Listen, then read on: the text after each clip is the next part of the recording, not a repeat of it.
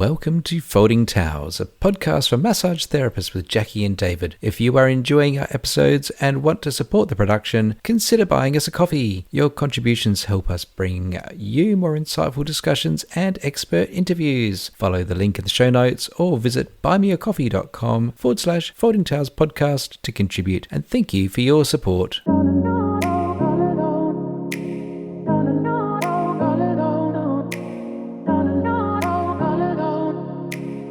Hello, and welcome back to another episode of the Folding Towels podcast with Jackie and David. How are you, Jackie? Hello, I'm really good. Thank you for asking. Yeah. We've got a special episode today, don't we?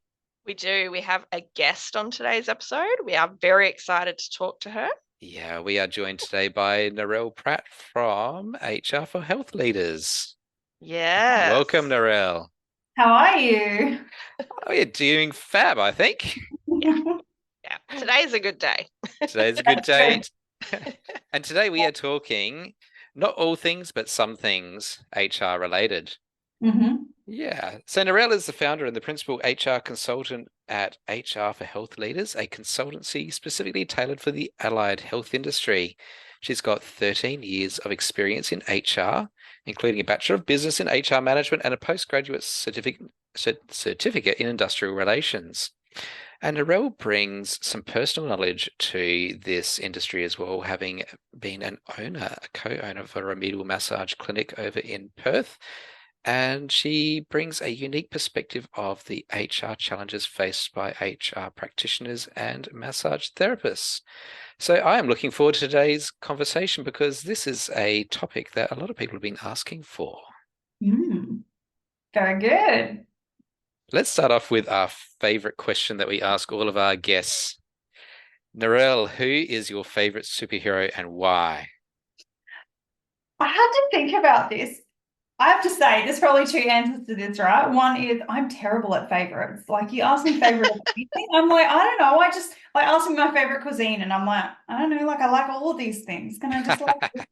So I'm terrible at picking one. And I'm also terrible at remembering things like specific people. So, favorites. I don't know. I almost want to say like Xena. Remember, like Xena the Warrior Princess. Reminds me of when I was a kid. Yeah. It's like badass. So, you know. That's really awesome. I follow Lucy Lawless on Twitter, and she is amazing. Oh, really? She's so good. Yeah, she's just as awesome as you imagine she is. Yeah. Yeah. That's very cool. Very cool. I love it. You actually know actor names, Jackie. Some things stick with you. I am notoriously bad at remembering people's names, but yeah, some things do just stick in my brain. I don't know how. It just happens. All right, let's kick things off. So Norelle, before starting this business, working with the allied health sector, you were in mining. I was. Yeah, tell us a little bit about your background and where you've come to today. It's an interesting one, actually. I actually am a farm girl. I grew up on a sugarcane farm in Queensland. I didn't know anything about mining despite being in an area where we were close to the mines. And I ended up, long story how I ended up studying HR, but I basically studied something else first at TAFE and then tried to figure out what I wanted to do. And a lecturer suggested HR because I'd liked that at TAFE, basically. And that's how I ended up deviating. Didn't really know what I was going to do with that. I mean, obviously work in HR, and turns out, I was in Mackay at the time, and most of the big industry in Mackay is mining. There's not a lot of other employees other than local government and stuff that are actually big enough to hire in-house HR, which is sort of how I ended up in mining. And then, God, it's been 9 years now. Moved to Perth. So originally, my partner at the time and we decided to travel around the country. We stopped and worked on a cattle station for a year, took a gap year at 25. That was fun. And then he wanted to study massage. So we had to go to basically a capital city because, most of the smaller regional centres don't teach massage. And decided we didn't want to go back to Queensland yet. So we'd go to Perth, do that for a year, and then finish our lap and never left. And Wow. basically, not long after he started studying, we actually ended up buying a clinic. He was still studying at the time. It was an established clinic, Oh no. Thomas, i.e., it was a Thai run massage clinic in a not a shopping center. It's like, you know how you have the outside IGA complexes and they have like butchers and a few little shops there. So it was one of those. So it was okay. Wasn't too dodgy. But as we quickly learned, there's a lot more to business than just buying a business and thinking you can walk straight into it. Oh yeah. Really knew nothing. Yeah, so that was where we started. You know, obviously I'd worked in HR, but we didn't know anything about running a business ourselves. So that was fun. What a fun and steep learning curve you had. Yeah, it was interesting. Yeah. So we came to meet in 2018, I think it was, through through Health Leader Co. Health Leader Co. That's correct. We met through what is now the Health Leader Co. and the six-figure therapist coaching series where you crashed on my couch for a few nights, and I think my dog probably slept with you. And that was your foray into running a massage business. So funny. We'd been running the clinic for maybe, I don't even remember what time of year was it. Was early. It was Easter. So I think we'd had the clinic for a year at that stage. And we wow. Okay, but not great. We already had some staff. We had 3 rooms, so you know, like we had a team of therapists. We didn't have any admin at that time. We weren't really making much money. I was bankrolling us with my job, but it was a learning curve. And then Scotty came across, my partner at the time came across what's now Health Leader Co. Jumped on a sales call with them, said, "Oh, do you want to come to this thing?" And I'm like, what thing? Like, who are you talking about? And you know, was pretty inspired by all of the technical business stuff, which is really my jam. And I was like, oh my God, we need this so badly. Signed up, and I think that the retreat where I met David was a few weeks after that, and we must have posted in the group saying, does anyone have somewhere, like, anyone want to share accommodation, because we were trying to save money. The joys. And so then I started the business because I was doing these workshops, and you know, captive audience, all massage therapists and some other modalities, and they're talking about hiring teams, and they have no idea what they're doing, and I'm just giving them advice. I'm like, you just do this. Like, what do you mean you don't know how to do that? It's easy. And I'm like, no, it's not. I've just, at that stage, I'd probably have been in this career for, I don't know, 8 or so years. So it was easy for me. And the guy said to me one day, like, have you thought about consulting? You know, you've got heaps of people that really need your help. And that was where it was started. It took me a little while. It took me like 6 or so months before I finally made the jump, because originally I thought, do I really want to do that? Do I want another business on top of the clinic? And so here we are. Well, there's some unique challenges within allied health. What are some of the mistakes that allied and multidisciplinary clinics are continually making when it comes to staffing? There's probably 2 big ones. One would be contracting. Yeah.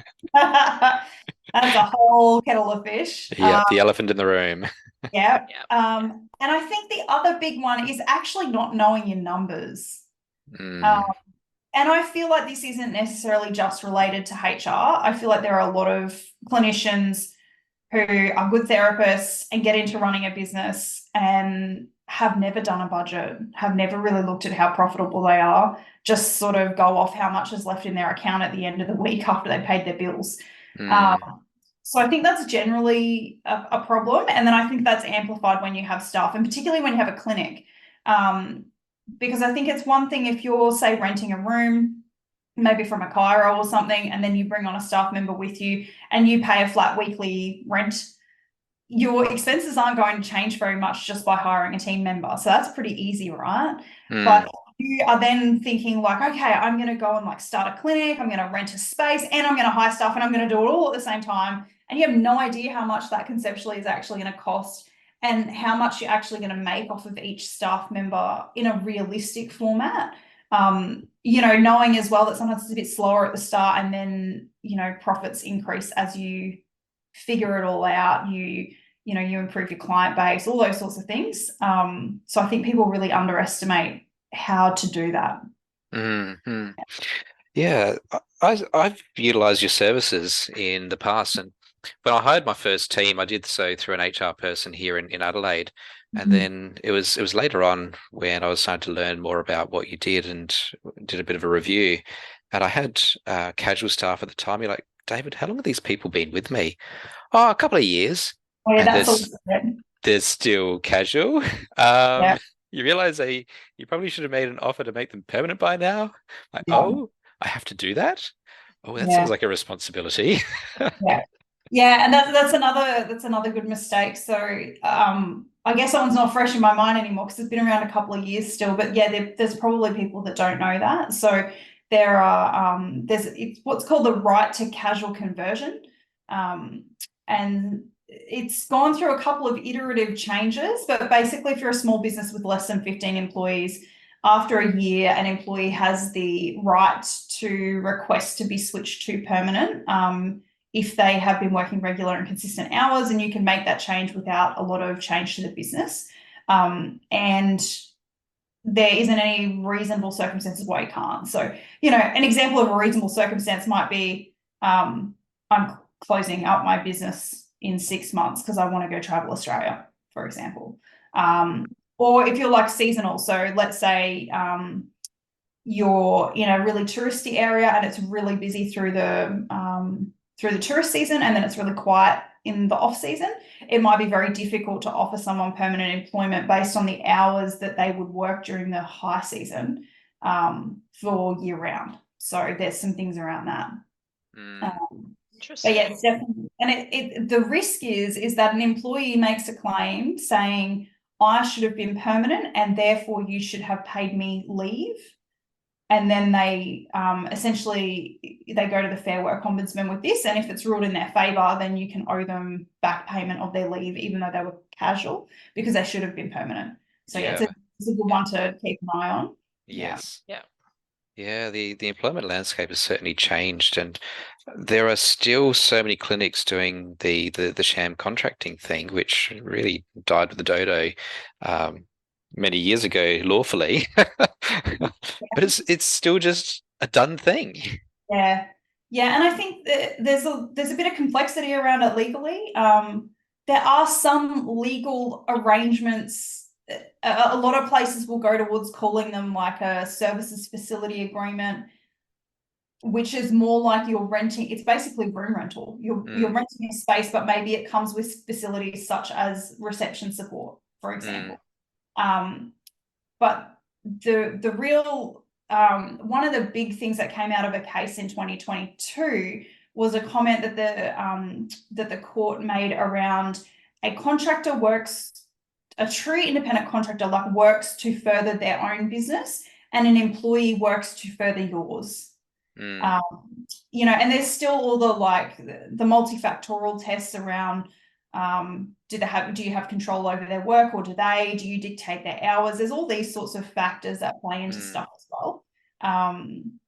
Yeah, and there's also some changes with closing the loopholes legislation from Fair Work this year in where they've updated the definition for what is an employee and an employer, which in turn will impact what is and isn't contracting. And then you've also got changes to the defences that an employer can use if someone raises a claim of sham contracting. So there's definitely a lot of tightening around that space, but still complex, and lots of people are still skirting on the edges of it. And I think the biggest thing is if you want to, or you do have contractors, you really need legal advice, proper legal advice. Don't just go and read the ATO website and be like, I like do it like this, maybe I can get around it. Because at the end of the day, the risk is with the business. The risk is not with the employee. So if they're saying, but I want to be a contractor, and something goes wrong and in 2 years they make a claim that they should have been an employee, it doesn't matter that you say, they told me they wanted to be a contractor. Yeah. The one that's going to get in trouble as a business owner. A lot of people don't get that. And it's the same with the super. Even if you have a legitimate contractor, you are required as the employer to pay their superannuation if they are a sole trader. They are engaged wholly and principally for their labour, which they are. That generally means that they bill you more than 50% of the value of their invoices for their time, which it is, as a therapist.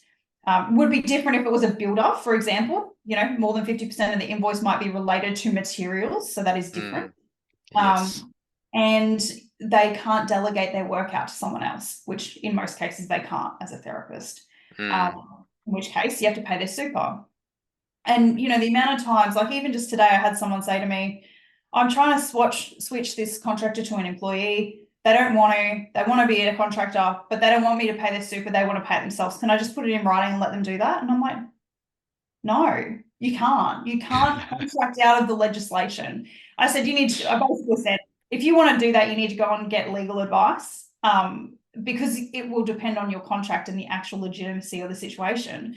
But if they're a sole trader, you have to pay their super. And the thing with super is, if they can make a claim to the ATO for up to 7 years to claim back super that you didn't pay on their behalf, and you saying their contract said they're responsible for their superannuation is not a defence, because the court doesn't care. The court says the law says this.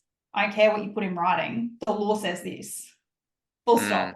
That seems like a bit of a lie, I guess, that the employee claiming, but the sole trader said they wanted to pay their own super. I don't believe that for a second. Well, so no, the reason is because lots of sole traders are not paying their own super. Yeah. They are pocketing the cash. So what this person is really saying is, I don't really care about super. I just want you to pay me the extra, and I'll tell you that I'm going to put it in my super because I want it in my pocket. Right. Okay, that makes sense. Yeah. Even if this contractor did pay it to their super fund, the employer is still liable to pay it again to the super fund if they get taken to the ATO and they are deemed liable to pay the super. Right. Yeah. This is such a huge topic, even though, like David said before, the actual laws around this changed quite a few years ago. 2009. Yeah. And then the ATO and then the ATO didn't even really start to properly enforce things for a number of years after that. And I think a lot of it probably goes back to the fact that the ATO generally relies on people making a complaint. The ATO and Fair Work will do, like, every year they normally have a bit of a what do you call that? Not a push, that's the wrong word. A focus. A focus. They'll pick an industry that they want to audit, and they might pick a few employers in those industries to audit. Yeah. But outside of that, they generally rely on people making complaints, and then they investigate those complaints. So I think what happened was, over the years, people started realizing that they could have been entitled to something, and then started making complaints. And then where these complaints have gone to court cases, which happens sometimes, sometimes the ATO will just review it and provide the employer a direction to pay it. But if the employer particularly wants to argue their case and take it to court, they can take it to court. And then the court cases get published, and then they become precedent on top of the law. So, for example, there was a case in, I think it was 2020. It was a dentist who was a contractor, in inverted commas. It was an interesting one because there were two parts to his case. He claimed that he should have been an employee and therefore was entitled to leave, and also that he was entitled to unpaid super. Now, in that particular case, the initial court found that he wasn't an employee. He was I'll say legitimate contractor, but it was more than that. His contract included, he was the primary dentist He was basically running the dental practice. And Oh, included in his contract, he had to underwrite the revenue of the business if they failed to meet a certain revenue target. So what? yeah, so this is very different to your normal, you do a massage, I will pay you 50% of the value of the massage. Thank you very much. This was a very largely structured, complex agreement. So in that particular case, they said you're not an employee. There are too many things in this contract that lean itself to you not being an employee.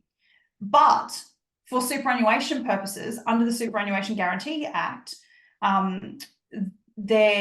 you are a deemed employee is what the thing says, because he met the other criteria, primarily forced-labor, sole trader, couldn't delegate his work to someone else. And they ordered the practice to pay his super. And they even appealed it in the High Court, and the High Court upheld that decision. Wow. Yeah. So if you can be like a high-flying practice doctor, dentist, they probably had very well worded contracts from lawyers. Even though he wasn't an employee under the case, he was still owed super. So I hear this all the time where someone's like, my accountant said I don't have to pay super. And I'm like, are you a sole trader? Is this person working for you a sole trader? Do they meet this criteria? I think you should get a new accountant or get better advice. Yeah. And the accountants probably don't know. Some of them are just maybe oblivious, but it's like, it is their job to give advice on taxation legislation. It's actually not my job. Just telling you what I read on ATO's website and on the case law. Yeah. And I even contacted CPA Australia, and I was like, do you realize that you have accountants out there that are giving bad advice? Like, can you do something about this? And they sent me a copy of their advice fact sheet that they give to their accountants about this. And it basically says the same stuff that you can read on the ATO website. And I'm like, well, that's great, but this is not stopping your members from giving bad advice. So I don't know how to fix that, but yeah, it's complicated. I guess part of maybe David's and mine advice today would be to, if you feel like you are not being told the right information, get better advice, find someone else, get a different accountant, seek out legal representation, and do what you need to. And I think with accountants, it's an interesting one because I have a feeling what a lot of people do is they go from using their private accountant from when they were an employee to keeping that same accountant when they start running a business. Now, if you're on your own sole trader, maybe it doesn't matter so much because essentially all the money you earn as a sole trader is still business, is your personal income at the end of the day. Whereas it's different when you have a company or a trust. But once you start employing people, like if your accountant specializes in personal income tax and they don't really do much in the business space, you really need someone who is a business accountant. Yeah. It's like if you think about a lawyer or me, like you don't go to a divorce lawyer and ask them for an employment contract. Sure, they're a lawyer. They could write you an employment contract, but it's not their area of specialty. Like you don't go to a GP and ask them for brain surgery. Yeah, exactly. Yeah. So it's like pick the specialist that suits you. Yeah. One of the fun things about being a business owner is that ignorance isn't an excuse. No, it's not, unfortunately. It is your duty to know things, whether it be privacy, whether it be employment, whether it be tax. It's your duty to find out your responsibilities and to act out on them accordingly. And one of the other fun things about being a business owner is that you get to set the rules within the bounds of the law, and employees can't tell you how to run your business. They can't dictate the terms of their employment to you. What, David? Rude. Sometimes they will try, but then you have to learn some leadership and management skills. Yes. Yeah. Yes. And that's an area that you can assist business owners with, isn't it? Yes, absolutely. So there's been some changes to the award as well, and there's a couple of awards that massage therapists in Australia might sit under. There's one which is probably more of a principal award, and one which is a bit secondary. What's been happening at that level? Yeah, so massage therapists, remedial therapists, I should say, are covered by the Health Professionals and Support Services Award. And basically that covers all allied health essentially. So, physios, chiros, osteos, they all fall under the same thing. As do admin staff of those clinics. There are some exceptions with massage, and it depends on what sort of massage. So the health award is a what we call an industry and an occupational award. So it covers anyone in the health industry in the occupations listed. It also covers anyone in the occupations listed employed not in the health industry. So if someone is employed as a remedial therapist at a day spa, they are still covered by the health award, even though the other therapists at the day spa, who might be beauty therapists, for example, are covered by the beauty award. However, if you're a remedial qualified therapist and you're engaged as a beauty therapist, or let's say like a relaxation therapist, and you are not providing any remedial treatments, then you could technically be covered under the beauty award if that's the services you're engaged to provide. And then you've got stuff like Pilates and yoga. So, I've had some clients who are running clinics / businesses where they have yoga studios attached, and maybe they've hired someone to do yoga. Then they're covered by the fitness award.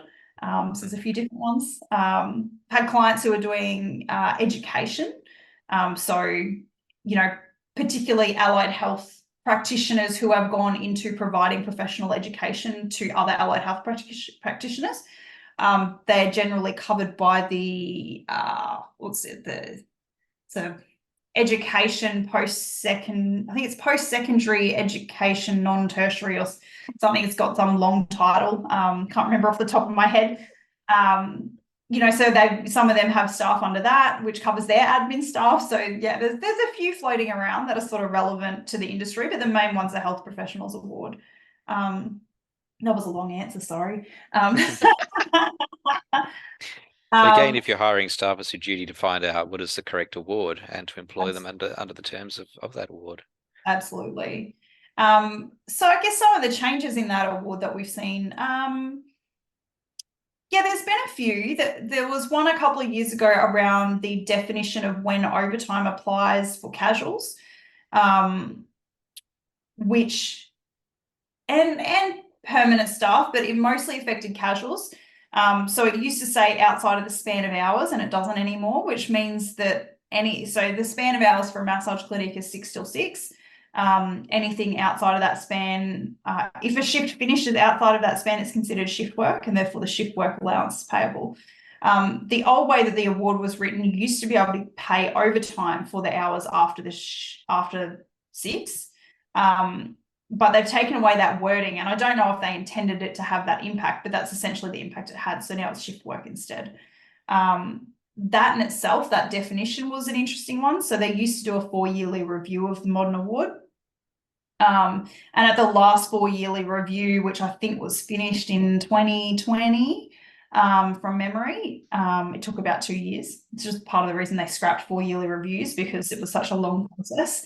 There's like 130 awards, so you can imagine the amount of time that went into reviewing all of them on a 4-yearly cycle. So it had the physios, etc., petitioned to have an extended span of hours introduced, allowing them to work until 9. No one advocated for massage, and therefore massage was not included in the definition. It's not specifically excluded, but it is also not specifically included. And when you ask the Commission what their view is, they will tell you that they don't consider it covered, even though the wording doesn't say that it's not technically. It implies that it could be, but it's, yeah. So basically we take the Commission's view, because if someone was going to make an underpayment claim, if that's the way that they view it, then that's the way they're going to determine it. So that's been on my hit list for a while, and I've been having conversations with a couple of the associations about whether they'd be interested in supporting. So instead of the 4-yearly review, now they've changed it that you can make an application to vary the award at any time, and the Commission will consider whether they want to deal with that, and then they'll put it out for consultation. So I've been talking associations and some other groups about whether they'd be interested in what that would look like, and how much effort and time would go into that, and whether it would be successful and all those things. So we shall see. What are some of the common HR issues that are people coming to you for help with? Most of the time it's understanding the award, understanding how and what they need to pay people, how they classify their employees, how to roster a shift,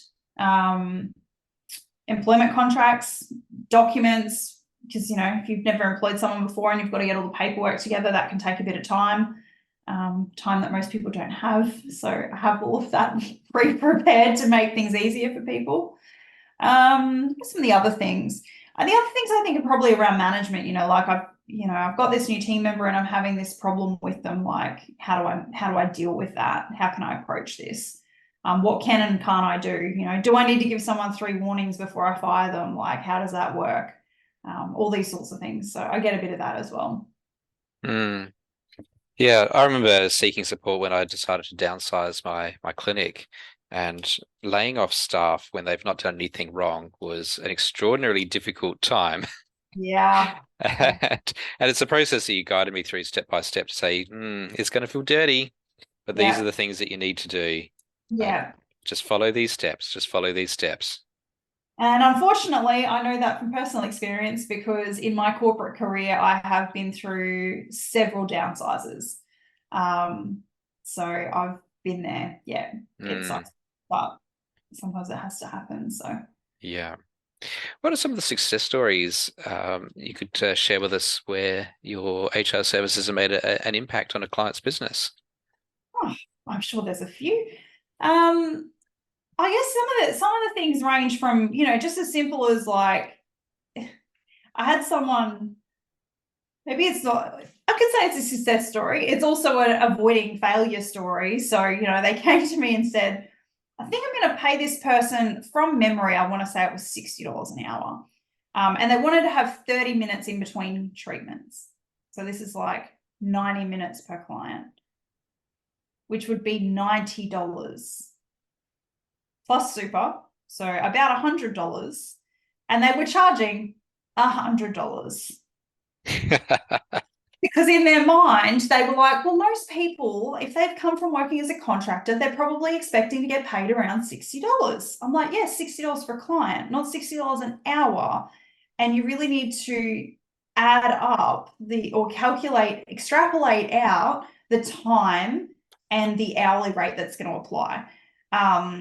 So, I actually created a worksheet for this to help people, because it's, people just don't get it. Like, as in, I don't mean that in a bad way. Massage therapists are hands-on people. They are very good at that. They are not necessarily numbers people. I am not hands-on. I'm a numbers person, Yeah. And I've been there saying, where's the money that's supposed to be coming in right now? And then you realize that you're paying your therapist nearly 100% of everything that's earned. Yeah. And then there's outgoings on top of that. Yeah. And then suddenly, oh yeah, that's right, that comes out of my cut. Yeah. And one of the things that I talk to people about as well is, like, when you're comparing apples with apples and trying to sell employment, because sometimes, people aren't convinced they want to be an employee. You have to think about the fact that most of the time therapists are about 80% booked. If you're really good at your job and you have a wait list, maybe 90, maybe 100 if you're like super pumping and you can really manage it. But that's not common. So, if I said to someone, like, this person works 10 hours a week, or has 10 treatments available a week, that's 12 and a half hours to do those treatments if they got 15 minutes between clients. And when you work out 12 and a half hours pay at award rates, often works out to be the same as a commission if in that time they're only seeing 8 clients, because they're 80% booked. But a lot of the time people are looking at it going, but per client, I get this much. And you're like, yes, but then you stand around for an hour not getting paid as a contractor because you only have 8 out of 10 clients. Yes. So that's really important when you look at the numbers with that. So I've definitely done a lot of work with people around that and understanding what that looks like. And then, I guess on the success side, like it's been really nice to see some of the clients that I've met years ago now have these really big clinics with teams of 5 or 6 people, or, whatever size they've gotten to, or they've diversified, or they've stopped working as much and, they've cut back their clinical hours, and they've just, it's really nice to see them blossom. Did I contribute to everything? No, I'm sure they put in a hell of a lot of hard work and, all the things right. But I feel like I'm a piece of the puzzle in making sure that they got it right with staff costings. Yes. Yeah, because that's critical when you're, if you're relying on more staff to come in to pay the bills and hopefully to make you profit, then you really got to be clear on what those staff expenses are. Well, you're 100% right. If you actually don't know the numbers and you're employing more than one person, your business is really going to go downhill fast if you haven't worked it out correctly. Yeah, absolutely. And then even thinking about admin, right? Like 100% advocate for outsourcing stuff. Whether that is getting an admin in your clinic or getting a VA who's running your socials or whatever, right? You need someone to palm some of that stuff off to.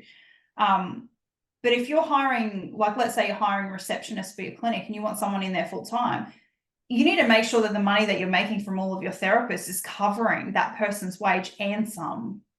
I think a lot of people don't think about that. Yeah. So this is one of the things that I have said a few times on a few previous episodes, is that when you are paying an employee, whether it's a massage therapist or an admin person, you're not just paying their wages. As well as paying their super, there's also other things that you have to pay. So you have to pay their taxes, you have to pay insurances, you have to pay workers' compensation fees, all of this stuff. So it's not as simple as I'm paying my person $35 an hour wage plus super. It's probably double at least, that amount. Well, the taxes and stuff, it's not really because the taxes come out of the wages, right? Yeah. That is the point as well. So we can talk about that. But I would say, like, most of the time workers' comp is about 1.5% to 2% of wages, depending on which state you're in. It's state-based and industry-based, and there's a whole bunch of factors that go into premium calculations. Yeah. And then super's 11.5%. And then, you might have extra costs around like advertising, for example, to fill their appointments and bits and pieces. So maybe let's say that it's going to cost you like 15 to 20% on top of their hourly rate. Yeah. The biggest thing that I see people making the mistake with tax, and they do the same thing with GST or income tax. Uh-oh. Let's say we pull in $100,000 revenue, let's say, for the year. And you're registered for GST, you have to pay 10% tax on that, right? Yeah. So you have to put away, let's round figures, say 10 grand a year. Yeah. And then you pay yourself and you pay your employee. So let's say you pay your employee, let's say you're paying your employee like $20,000 a year. And out of that, maybe there's $2,000 in super, roughly. This is very rough calculations. And let's say there's $1,000 in tax. So the question is, have you actually put that money away every quarter, or have you left it all in one bank account, which is what a lot of people do, and which is why they get tax bills and GST bills, because they forgot to separate it out and thought they had $10,000 when really they had $3,000. Right. So the biggest thing that we did, and I do the same thing with my personal bank accounts, if anyone's ever read Barefoot, yes, Barefoot Investor, and the business equivalent would be Profit First. Very similar approach. They split your accounts out. So basically, the Profit First version of Barefoot is essentially have an operating account, have an account where you pay yourself your wage, and have an account that holds your tax. Now, I mean, they split it out. They actually have a little bit more than that, but for simplicity purposes, let's say that. So, realistically, you need to make sure that every time you pay your staff and yourself, you put away the super and tax that you owe into your tax holding account, so that when you have to pay the ATO at the end of the 3 months, you have the money there. Yes. And it doesn't look like you have $15,000 in your account. You're like, okay, there's 10 grand in the tax account because I know I'm about to get a 10 grand tax bill and I've got 5. But most people get 15 grand and go and spend it and then don't have 10 grand to pay their tax bill. They think that's the profit account. Yeah. Yeah. Yeah. And when you've got payroll software, it's really easy too. It literally, like, if you plug in, this is, they worked 40 hours this week or whatever it is, they earned $1,000. Your payroll system will say you owe them $111.50 in super, and it will say, and you need to withhold $200 tax for the ATO. You need to pay them net $800. So you transfer $800 to them, you transfer $200 to your tax account for their tax, and another $111.50 for their super. I could not imagine having to work that out every single week for employees. How awful. Well, you don't, though, because your payroll software does it for you. Exactly. Yeah. Have the payroll software. Yeah. Absolutely. And then, and then the thing I say is, I sort of guess for myself, I pay myself monthly because I'm used to corporate jobs where I got paid monthly, but most people are paying weekly or fortnightly. Yeah. So at the end of the month, I look at my revenue and I know my expenses are roughly like, X amount a month averaged over the year. So if I'm brought in 10 grand, whatever it is, and I know my expenses are 3, then I know I made about $7,000. And like, let's say I pay myself $4,000. So the payroll software tells me how much tax to withhold for myself because I'm a company, so I pay myself as an employee. And then there's profit. I know that I have to pay 25% tax on that profit as a company. So I just automatically transfer roughly 25% of that.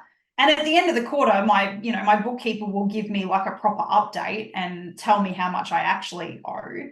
But at least then I sort of have that sat aside. And I know that I also need to pay 10% GST on the whole value of the revenue. So I also can sort of calculate that. Yeah. And you just got to make some sort of system for that, however that looks for you. But make sure you have a system so that you don't get a big tax bill. Yeah. This is something that I have learned recently because I've only just registered for GST in the last 6 months. Yeah. And it's been like, it's not hard, but it's been a bit of a learning curve because I'm notoriously like avoid my tax to the last minute. Yeah. And until recently was not putting a lot of money away to pay my tax. So it was a mess. And the thing is, if you put too much away, you can always get it back.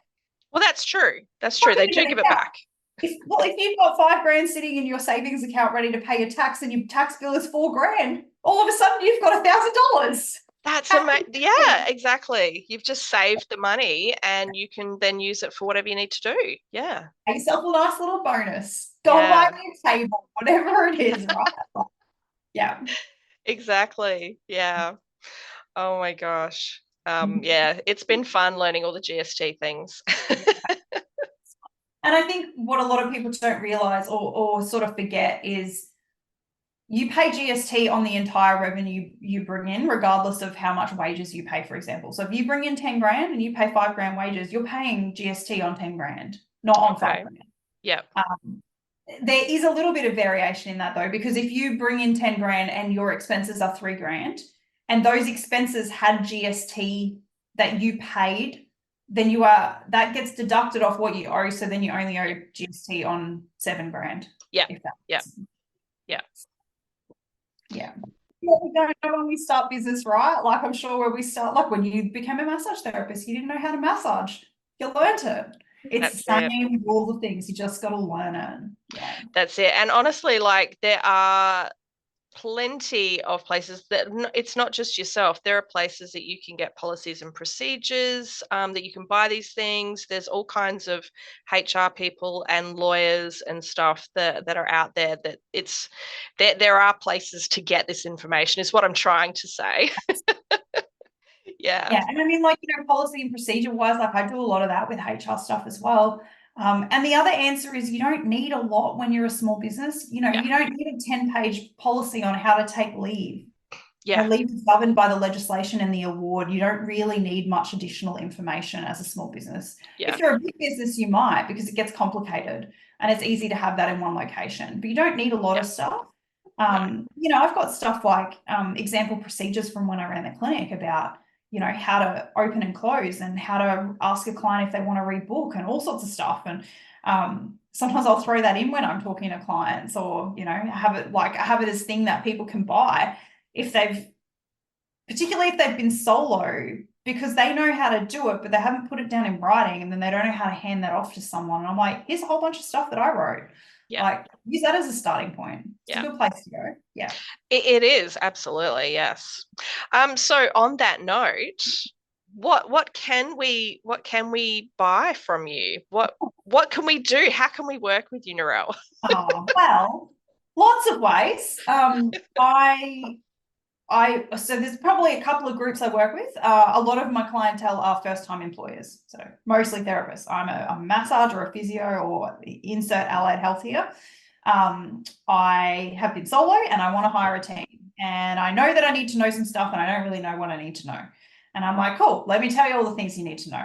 So talk about the award, all the provisions around how to determine minimum pay rates, stuff about breaks and all of those things. And then I also have, like I said, I've got a worksheet about wages, so you can understand exactly how much you need to pay staff, how much it's going to cost you. It's a really good indication for understanding, like, if you're charging enough, if you're going to make money off of this. And, it's a good way to know that you are paying fairly as well as making money. And I say that because a lot of the time people say, oh, I don't want to rip the therapist off. And, I'm happy to pay them 50 or 60% of the revenue that they make in wages, but I don't know how to work out what that is when it's an hourly rate. So it's good for both sides. I do employment contracts. I've got all the policies and stuff that people might need in a small business.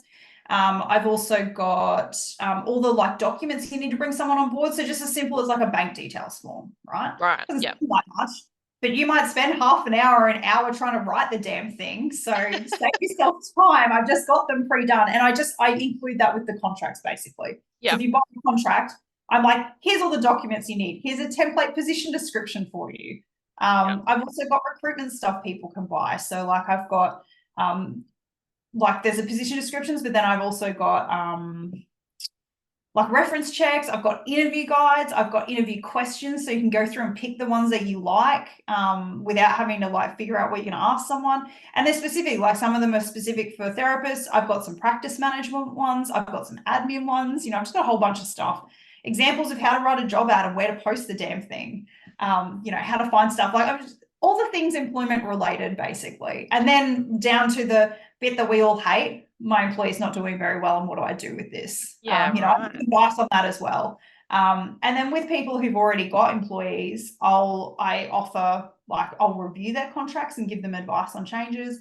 If people already have contractors and they want to switch to employment, then I'll work through not only the contracts, but how to compare what they currently get paid to what they will get paid, and how to make the change. There's a lot of practical advice that goes into that.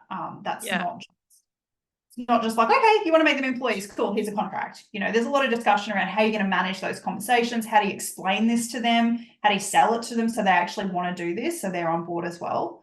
Because just because you want to do it because it's legally most of the time the right thing to do doesn't mean that they understand. There's often a lot of pushback in that space. So that covers just about everything I could even think of, and then some. Yeah, that's everything. Wow, that's a lot. HR things. Yeah. All right. So what we do is bonuses, right? Because often people will say what do I do if I want to pay a bonus? So I'll help them do calculations for those as well. There's lots of ways to skin a cat. Terrible saying. I don't know where that saying comes from. I don't want to even think about it. We talked about that before, but skin a cat, not sure. All right. And what is your website? Where can we find you? My website is just hr4healthleaders.com.au. And you can find me on Insta and Facebook. And I'm on LinkedIn as well, if anyone uses LinkedIn. I'm not sure if massage therapists really do that, but I'm there. And my email is just info@hrforhealthleaders.com.au. Nice and easy. And if you're not sure if you want to chat with me, you can search me and you can book a free call. I do free 15-minute calls with new people. So, just to really talk about where you're at, if I can help you, if you like me, you gotta like the people you're working with. Oh, that's so true. Yeah. Absolutely. Yeah. And, you know, knowing that you can trust them, like, yeah, and that they get you. I'm big on that. You know, you could call a lawyer for advice, sure. They'll give you like legally correct advice, but they probably don't know anything about your business. And I mean, I'm sure you can trust them as such, but you might not vibe with them as a person. You're just going to call them and be like, this is my question. What's your answer? And I do that with people. And then half the time I'm like, have you thought about this, this, and this? And they're like, no.